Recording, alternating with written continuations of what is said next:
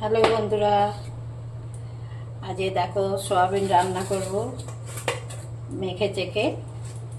তো সোয়াবিনটাকে আগে সিদ্ধ করে পুরো জল ফেলে দিয়েছি, চিপে পুরো জল ফেলে দিয়েছি।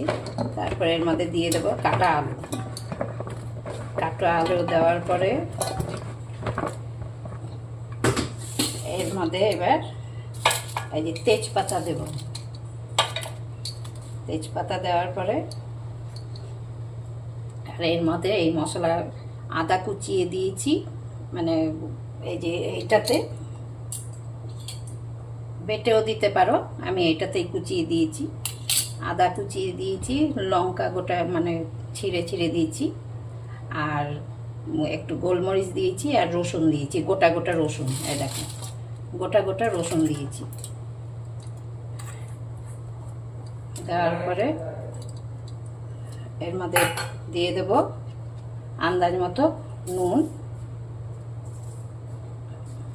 নুন দেওয়ার পরে এর মধ্যে দিয়ে দেব হলুদ।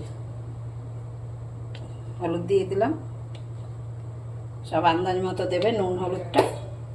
আর এর মধ্যে আমি দিয়ে দেব কাঁচা তেল, মানে দেখো কাঁচা তেল দিলাম।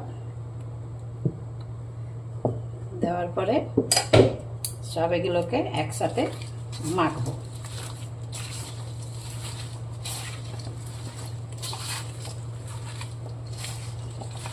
মাখার পরে এটাকে আমি কুকারে দিয়ে দেব। একবার এরকম করে খেয়ে দেখবে। আর হ্যাঁ, আর দেখো পেঁয়াজ দিতে ভুলে গিয়েছি, এটা পেঁয়াজও দেবো এর মধ্যে।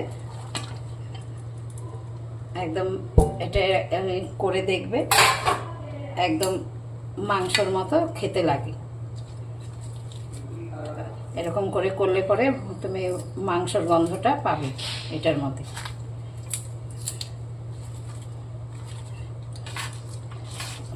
এবার এরকম করে মাখাতে হবে, যেরকম মাংস মাখাও একদম সেম মাখাতে হবে।